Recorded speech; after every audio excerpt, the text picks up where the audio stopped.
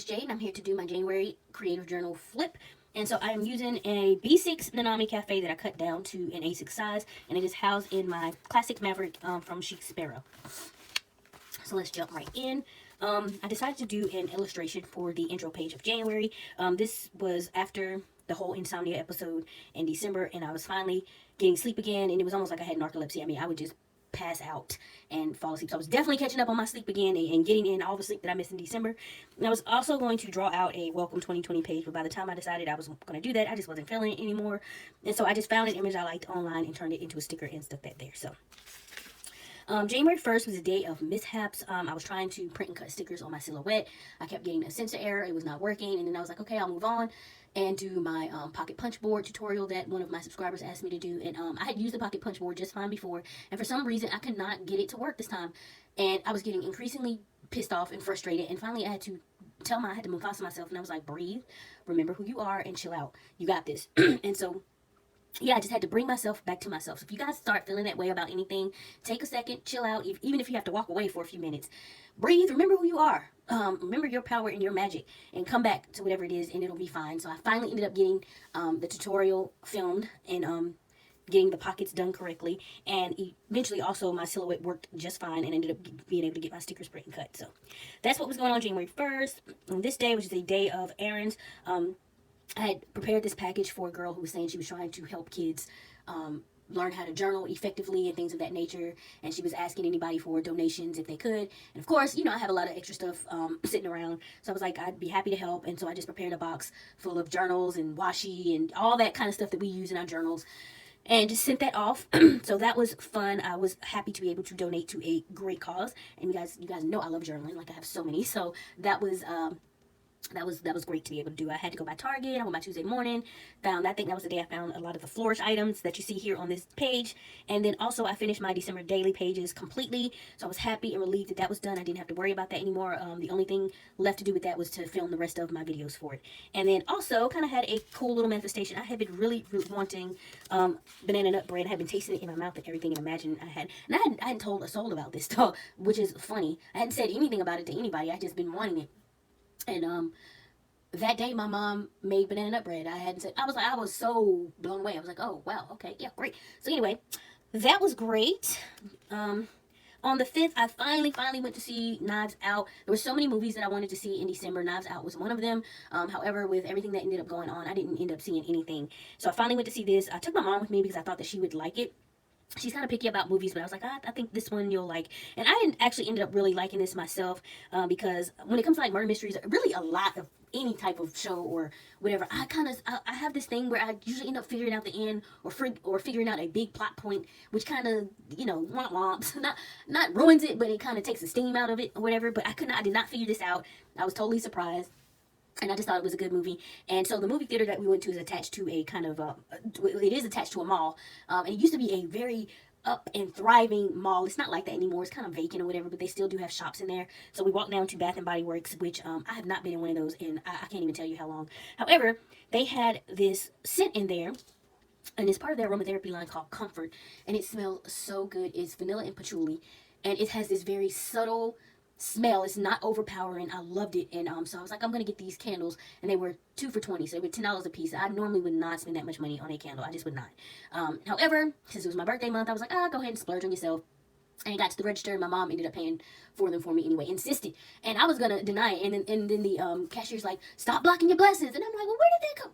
I was like, "You know what? I'm not gonna even sit here and argue with you guys. Thank you, mom." So yeah, that was fun. And then later that day, once we got back, I went to play Christmas or Santa Claus because we still had Christmas gifts in our house that was supposed to go to family that live kind of down the street from us. I say down the street. It's in a whole nother town, but it takes like no time to get there. It's like right there. So yeah, and so I basically just was dropping gifts off. But lastly, I went to my great aunt's house, and yeah, this is my favorite aunt. I just love her to pieces. And so that was a cool day. That was the 5th. And on the 6th, I finally finished my spiral journal tutorial. It was really nice outside. The sun was shining when I woke up, so it was very pretty. I loved it, so I just recorded that day. And then also, the night before, I've been watching the latest Power episode, which featured Dre's point of view episode. And at the end of the credits, there was a song playing, and I was like, "Ooh, who is that? That sounds nice."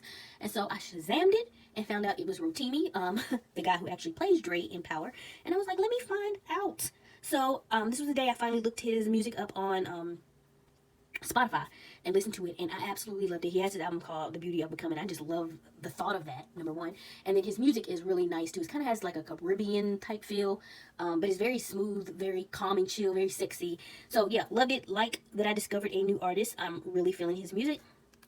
So that was cool. That was the 6th. And then on the 7th, I've been seeing the number 333. It's been in my awareness a lot lately, and I really don't pay much attention to the repeating numbers anymore because I realize that everything is coming from me. But it was weird the way that this was showing up. So I was like, oh, maybe I should pay attention to this or whatever. And then also that day was the GOAT tournament on Jeopardy. And it's funny because when I was a kid, you know, everybody had the one TV, so everybody had to watch the same thing at the same time until, yeah, we got out of that. But, my dad used to love watching Jeopardy, and I hated watching Jeopardy as a kid. I hated it, and now I'm an adult, and I am my dad. So I love watching Jeopardy, and so they started this GOAT tournament with, of course, Ken Jennings, James, I want to say last name Holden, I'm not exactly sure, and I don't even know the Brad guy's last name at all. He kind of ended up being a non-factor in this tournament. Anyway, but yeah, it was interesting to see them face off. So this was the beginning of the tournament that day, and yeah, I loved it. And then on the next day, well, not the next day, January 10th, I began the 3rd season of Anne with an E. I absolutely love this series. I've been a fan of Anne of Green Gables since I was pre-teenagery. Excuse me, my aunt had sent me the entire book set as a gift for like my birthday or Christmas one year. And it was funny because I hesitated so long reading it, and then I got to a point where I think I had read all my books, and I was like, God, I need something to read. So I opened it up finally and read it, and I was completely and totally enchanted.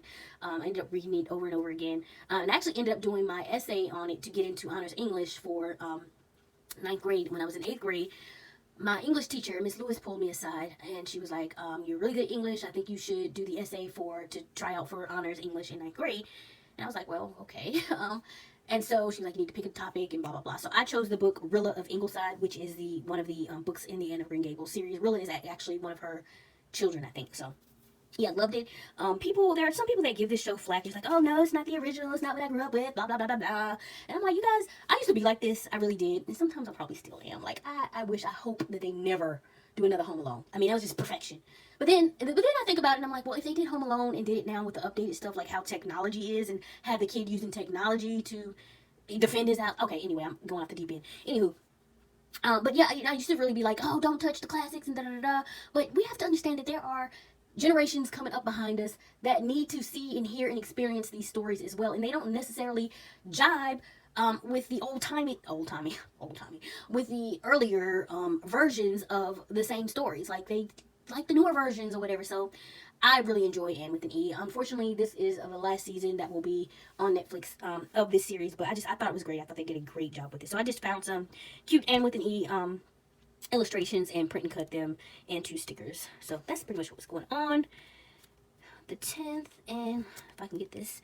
Okay, the 13th was just a whole lot of kind of errandy thingy. I finally got to film my Redbubble / Oso Paperco sticker haul.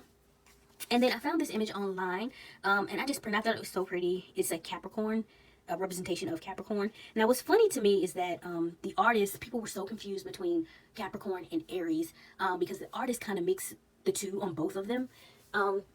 But I personally, I immediately knew that this was Capricorn because Capricorn is a sea goat.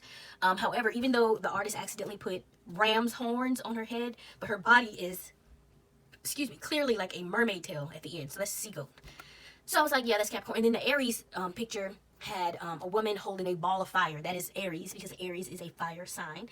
But then she had her hand on a goat and not a ram. So I could see why the confusion between it or whatever. But I thought the accidental melding of the two was kind of cool, simply because I'm Capricorn. But I have significant Aries in my life. My mother's an Aries, my sister's an Aries, and like one of my best friends, she's an Aries or whatever. So I just love the kind of juxtaposition of it, and it was cool. So yeah, and I had seen there was another instance of the combination of Capricorn and Aries too. So I thought it was cool, and I printed that out on that tag. And then on the 14th, I finally watched that movie, The Sun Is Also a Star, starring Charles Melton and Yara Shahidi. I love Yara Shahidi. She is so intelligent and beautiful. and talented. And Charles Melton too, he's coming up, and I'm really loving the roles he's getting. So love this movie. I thought it was cute. The phrase, the significant phrase in this story was Deus Ex Machina. He ends up waking up and writing it down, and then she's walking around with this jacket on that has Deus Ex Machina, so he thinks that it's some kind of fate, whatever.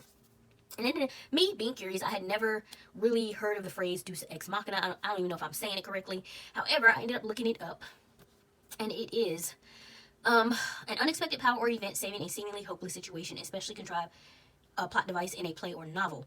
This was a nice, cute story, but Deus Ex Machina does not come into play in this story in the place that you think that it should.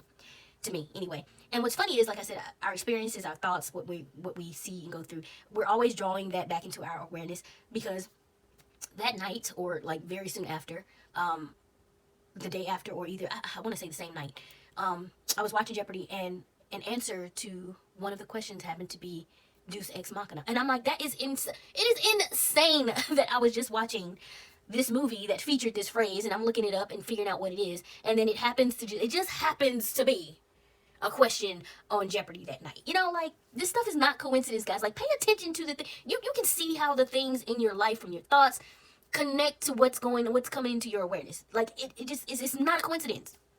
Anywho, I mean, it was something just as small and simple as that.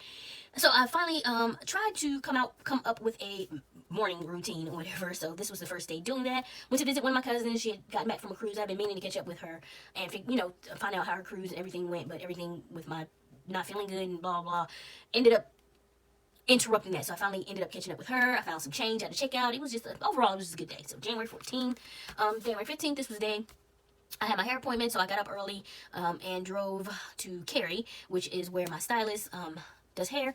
And in the same center, there is the same shopping center, there's a Joann. So I went there first, and that's actually where I bought the ephemera here for this spread. And so got my hair done, even though it's been a pretty mild winter, thankfully.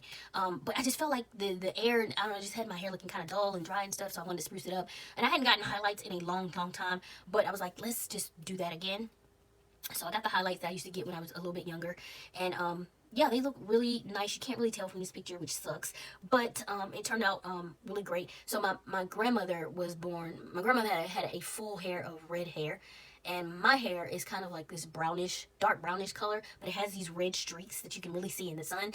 So I really love that my stylist knows what to, because I left the color up to her, and she always knows what to pick. And she, you know, picked something that basically brought out my natural highlights. So loved it. And then there's better shopping in the area. So afterwards, after I finished with my hair, I went on to like Michael's and Marshall's and da da da. So that is pretty much what was going on for this day. Love the way that this spread turned out. I finally got into my watercolors, and it turned out really nice. So this is my birthday, and it was for the most part a pretty chill day. I just went out shopping. Now it's funny, Geico sent this to me in the mail, and I just thought it was kind of cute and hilarious, and so I just stuck the whole thing in my journal. Guess what day it is? It's your birthday. I just thought it was cute. I had to stick it in there. And so I just kind of cut up pieces of cards that I got. I put a sticker here. She loved life, and it loved her right back. And this is a card, one of the cards I got from my mom. And so I ended up taking, cutting out the messages and when people sign your card or whatever. And just, I'm going to stick that in the pocket. I'm leaving it for now because I don't want the thing to bulk up. But I have them to the side, so once my journal is completed, I can just stick them back in there or whatever. And then I also just printed out some of my favorite messages that my friends left me on Facebook. A picture of my cake. I always ask for strawberry shortcake. I don't really like cake unless it has the Cool Whip icing. I don't like frosted icing. Like, it's too sweet for me. I don't like it. So yeah, that's pretty much what's going on. My family came, I opened up my gifts, did my cake, blah, blah, blah, all that kind of stuff. And so, yeah, it was a good day. I began it and ended it with my favorite movie, King Arthur. And I also watched Mannequin, which I completely cracked up at because Hollywood is ridiculous and I love him. So, yeah, that was pretty much what was going on my birthday. The next day, the 18th, I went to, me and my mom, because I was going to go with a friend. I was like, oh, just book the tickets, use my, card or whatever. And I was like, you want to see Bad Boys? She's like, let's just go.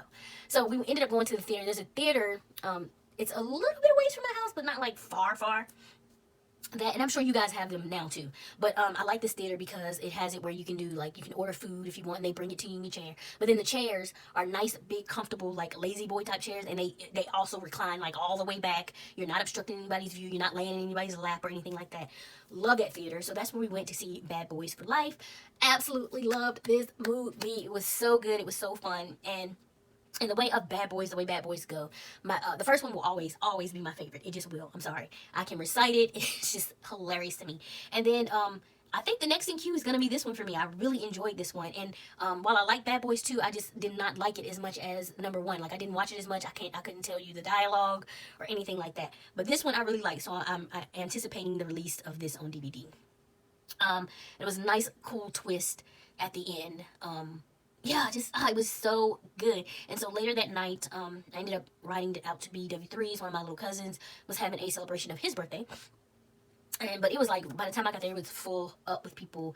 And so I just, caught up with a couple of my cousins really quickly. And then I left back out and got back home and just prepared myself, because this was a night that Conor McGregor was to fight the guy named Cowboy, and I wanted to watch it. And why I wanted to watch it, okay, I have never in my life watched MMA or have been interested in watching MMA or UFC, whatever. However, I had just recently watched a documentary on Conor McGregor, and the reason that I wanted to watch the documentary on Conor McGregor is because I had previously seen small clips and snippets of him basically talking about how he visualizes his life, and what he visualizes comes true. So he is very familiar and knows how to use the law of attraction or the law of assumption or whatever you want to call it. He understands it very well. Now, as far as his past and stuff with the law, I don't know anything about it, okay? Besides, I guess, what was in the documentary. So I watched the documentary because I wanted to know more about his relationship with the law or whatever. And so I thought it was a very interesting documentary. I loved watching it. I thought it was cool. And so I was like, I'm going to watch this fight and see what's what. Guys, this fight was supposed to come on at 10 o'clock. And of course they have like all that preliminary crap, preliminary matches. So it didn't actually, like, his fight didn't actually start until like midnight. I was like, what is going on? They need to start this fight. Y'all, I sat there waiting 2 hours for that fight for it to be over in less than 40 seconds. And I was like, are you kidding me right now? I mean, he got in that ring and took dude out in 40 seconds. I could not believe. I was like, this is insane.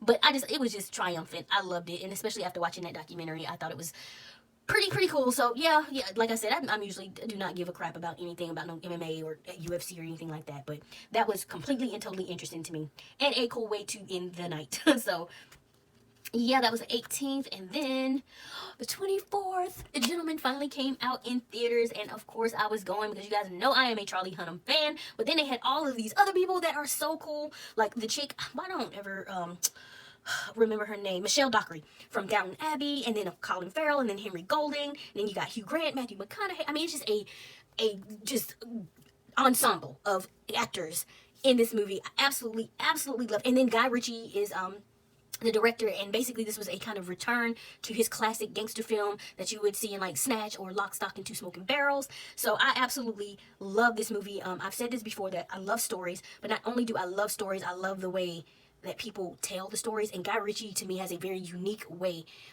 in telling stories, and that's why I like watching his movies, from Snatch to the Sherlock Holmes movies. I was like, why do I like these so much? And I finally realized there was one guy connecting all of this together, and he also did the live action Aladdin film or whatever, and of course King Arthur. That is my absolute favorite movie. You guys know this. So yeah, it was a treat to see this movie and to see the way that it was put together, the way that the story was told. It was awesome. It was awesome. I cannot say enough great words about this movie. So I am very tempted to go and see it again. Can't wait till it drops on DVD. So yeah, loved it. And then of course Charlie, he played this character. He played Matthew McConaughey's right hand man. He's like this kind of drug lord in this movie, and Charlie plays this guy named Ray that basically kind of takes care of all the peripheral stuff, I guess I should say. However, I feel like although Matthew McConaughey's character is of course the main character, Charlie was the constant. Charlie's character was the constant throughout the movie. Like, he was in almost every scene. It seemed like, not every scene, but almost like he was there. So, I don't know. I loved it. I was like, yes, I'm here for it. Let's do it again. And I find this interesting about Guy Ritchie, that he finds people that he likes and he wants to work with them over and over and over again. So like Jude Law is one of them. Jason Statham, I think his name is. Hugh Grant. yeah, he just, and then now Charlie Hunnam, because he did the King Arthur film with him, and then now he's in The Gentleman. So he finds people that he gels with, and he consistently puts them back in his other movies, which I think is cool. So anywho, I'm going to stop gushing about that. That was on the 24th, and move on. And this is the last day for my January. The sad news about Kobe Bryant and his daughter passing away in the helicopter crash. I didn't want to, I didn't know how to, I don't know.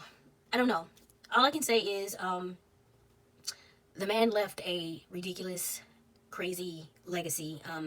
I am sending prayers and peaceful thoughts to the rest of his family that have to go on without him and his daughter Gigi. And I found a quote that again just lets you know that people end up tuning in or whatever. So I had to write it out. Yeah, forgive my sloppy cursive writing. I don't know what I started out okay, and then it just, yeah, it was a mess. Anyway, I just put some like what do you call it, distress ink behind there with a stencil and purple and gold. And yeah, so, and it just says, the quote just says, it's very inspirational. I loved it. When you make a choice and say, come hell or high water, I'm going to be this, then you should not be surprised when you are that. It should not be something that is intoxicating or out of character, because you have seen this moment for so long that when that moment comes, of course it is here, because it has been here the whole time, because it has been in your mind the whole time. Love that quote, and it is so reminiscent to me of what Neville teaches. And so I just put a sticker here that says the bravest thing you can be is yourself. That's another thing that I really liked about Kobe Bryant. There was this movie. People love to compare people. LeBron to Kobe, Kobe to Jordan. It's a natural human instinct. I've done it. We've all done it. However, you know, as I'm getting older, I understand that I don't really like that too much anymore. I don't like comparing people, or this one's better than that or that. But people used to, oh, he's the next Michael Jordan, and no, he's the first Kobe Bryant. He's the only Kobe Bryant. Jordan is the only Jordan, and LeBron James is the only LeBron James. The only thing that they can do is try to elevate the game for the next person coming on behind them. So whereas Jordan elevated the game, and then Kobe came and elevated it even more, and then now LeBron is coming and he's doing his elevation, and then whoever the next person is going to be is going to do the same kind of thing. So, you know, I don't jive with the whole comparison thing. And that was a thing that I liked about him too, because he just quoted as saying, I don't want to be the next Michael Jordan, I want to be the first Kobe Bryant, which I completely understand. And we all should have our own identities and be who we are and be recognized for who we are. So yeah, love that. And then there was this hashtag going around. This woman had related a story of Kobe Bryant, and how, you know, he was saying that he was, you know, because he's a dad of 4 girls, and that he was a girl dad, and it was just sweet. And so I just put hashtag girl tag there, and then put the numbers of their jerseys, because Gigi was very much a basketball player as well, like her dad, and Kobe had the numbers 8 and 24, and Gigi's number was 2. So that was my dedication page to them, and that is the end of January in this flip. If you guys have any comments or questions about anything, you can definitely leave those below. Thank you all for coming to my channel, liking, subscribing, sharing. Hit the bell icon if you're new here to get the notifications of when I post, usually Mondays and Fridays. However, every now and again there will be an extra video throughout the week. So that is it. You guys have a wonderful rest of the week, and I will catch you in the next one. Bye.